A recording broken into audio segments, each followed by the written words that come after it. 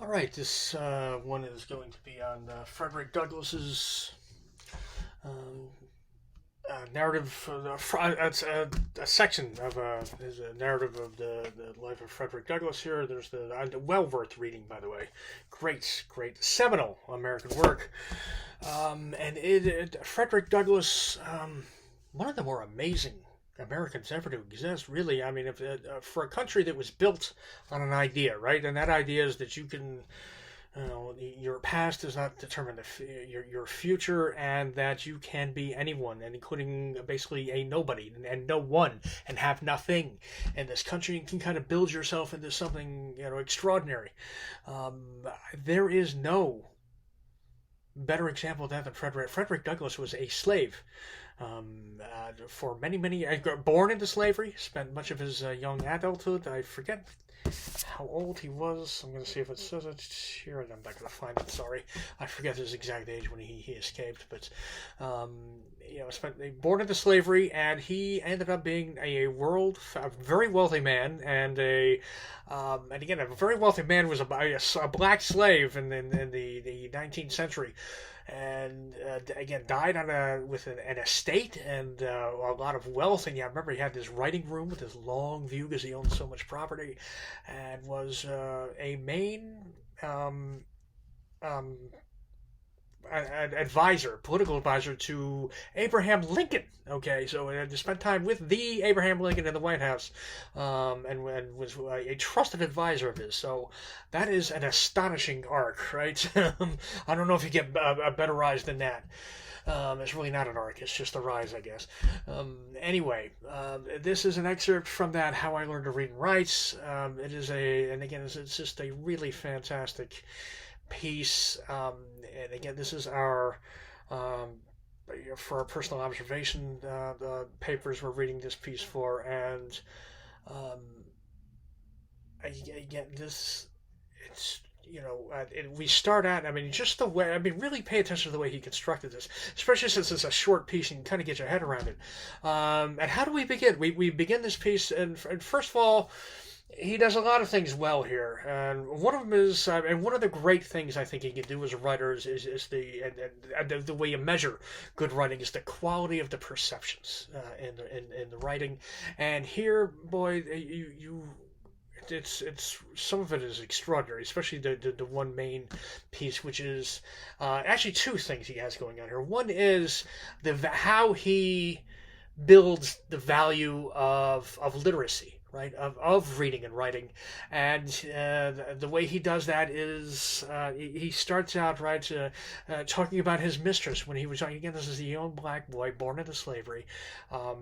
This woman had not been raised in a slaveholder. She was a white woman, had not been raised in she married a slaveholder, was not familiar with the institution of slavery, and was a very sweet, kind-hearted woman, actually, who took a real love to this little boy, right, and was kind to him, and began to teach him, nurtured him, and mothered him somewhat. And the only mothering, his real mother, by the way, he did know a little bit, but she used to have to walk.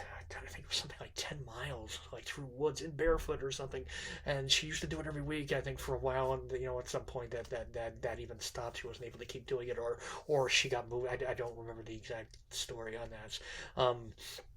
But this was probably the closest thing to it as a tiny little toddler he had to a mother, and she seemed to be a rather able and caring surrogate mother to him for a while, right? And she began to teach him to read, and boy, that just stayed in his head and frankly in his heart, right? And it was like, I mean, he literally connects literacy and learning to read and write to mother's love. I mean, it's that primal that Douglas establishes that very succinctly. You can almost miss it, right?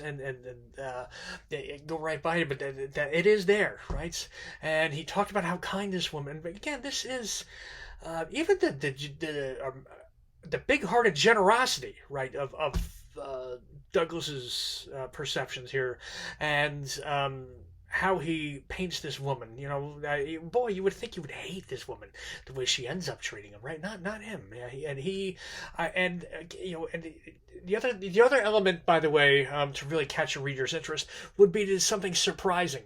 And again, if you're going to write about the evils of slavery, you wouldn't think you just need any help. Right? By the way, Frederick Douglass, one of the main. This is one of the main, the seminal work of knowing slavery from the inside out, from the experience itself. There are other. There's actually quite a few slave narratives that have survived, but Douglass would probably be the best and most known. And it's also a very slim, easy to read volume. And it's something, honestly, every American should read. Almost that civic duty, as far as I'm concerned, to read this book. Sorry, here, let me get through the water. And anyway, what he knows is, it was her kindness at first, and he even says no, she had to be trained in the brutal nature of slavery before she would really turn. And then, her husband is telling her, look, you can't treat a slave this way. He's our property. He's not really, stop treating him like he's your little boy. And by the way, this is a slave, and her husband had been at a slaveholding family. He'd grown up in it. It was just the way things, he couldn't probably notice there was anything wrong with owning slaves any more than a fish notices is in water, right? Or that we notice we're breathing air. I mean, it was his life. Wasn't something he probably even gave a second's thought to. Maybe I'm being a little not hard enough on that guy, because there were abolitionists. It wasn't like he was completely. There was not probably a willful blindness going on there too, to be fair. But to him, it was just business. It wasn't all that personal or anything. He just treated them like the way he would literally treat cattle, and said that that was the right way to do it, and she was really taking a chance she shouldn't be taking. And then so once she actually does turn on him and realize, and then she stops teaching him to read, and that was one of the main sort of betrayals. He remembers of this woman. She went from teaching him to read to punishing him and getting really upset if she ever caught him reading. But he never let that go. And again, it's really, actually, to finish up on her, she becomes even much more cruel than the husband was, right? And maybe a few things at work. One is, I don't know if you, the little thing about if you're having a party and you run out of ice, the quickest way to get ice cubes to freeze would be to not use cold water, but to use the hottest water you can get in there, because the higher the temperature, the quicker the temperature drop, and the momentum will actually freeze, bring it to freezing point faster. I wonder if there isn't something a little bit like that. A sweet-natured woman, unused to and unready in some ways for that kind of, to be in that kind of a position, having absolute power over someone, and to be taught that it was right to not treat them well. Boy, once she turns, she becomes even worse, because there's just there's no parameters or guardrails, and she has no way of kind of mitigating it, right? Also, I wonder if she, went a little extra, put a little more into it to sort of impress her husband or something. I don't know.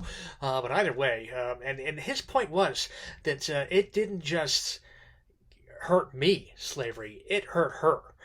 It robbed her of her humanity, and it sort of took her soul. And boy, what a thing! Again, that was a very generous thing to notice about the woman who had wronged him in a way maybe no one else ever did, and at such a young age, she did that to him. So that is that first sort of shocking thing, that the way he really shows you the evil of slavery is to show you what it did to the slaveholder as opposed to the slave, at least in this section. And by the way, it's a big book, and you get plenty on the sufferings of slaves in it. But that is just an amazing thought to have, and it seems completely true as well.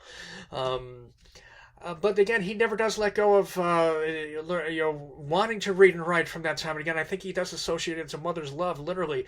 And he, then the American, distinctly feels like American ingenuity that goes into, and this kid really makes himself from literally nothing, right? And he teaches himself to read by, there were some poor Irish boys. Again, another shocking sort of revelation that there were Irish boys in the neighborhood, because he was a house slave. He actually ate fairly well. They lived way better than, say, the slaves in the field did. There was a real hierarchy on the plantation there. And the poor Irish, my people, and their boys actually didn't eat nearly as well as he did. So he would bring them bread, and they would teach him letters, right? And again, when they would sneak it out of his house, he would run, to the next because he would get sent on errands, and he would run as fast as he could so they wouldn't notice he was gone long, and then he would stop off and just snatch 15, 20 minutes, a half an hour to have these kids teach him a few things. Later, we see him on a tray, working again, I think, with more Irish on a boatyard to learning, and he learns a few letters there, starboard, leeward, and that sort of thing.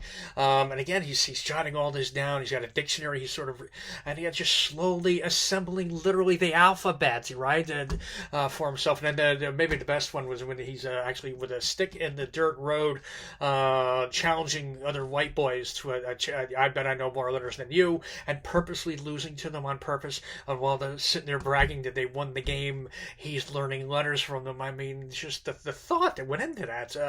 And again, a kid with absolutely no resources at all that did all this. And then you get the quick story there too about when he finds that it was an abolitionist pamphlet, but it was one of these sort of platonic dialogues where a slave and a slave master have an argument. And again, at this point, he has just learned to read. Now he has learned to read, and one of the first things he learns, and that word abolition had been bouncing around in his head, and he knew it meant something good for him and bad for them. And in this book, and again, he found this in a book, right? The slave actually wins the philosophical argument, and the slaveholder grants him his freedom. And and so again, his freedom literally tied again, also fastened into, and his idea that he could be free, into reading and into books. And eventually, again, he does escape, and he will go on to become a world famous orator, travel the world, become a very wealthy man, become a trusted confidant of the Abraham Lincoln. And what of life? You should not stop just here. You should keep looking into Frederick Douglass. And I'll see you guys soon.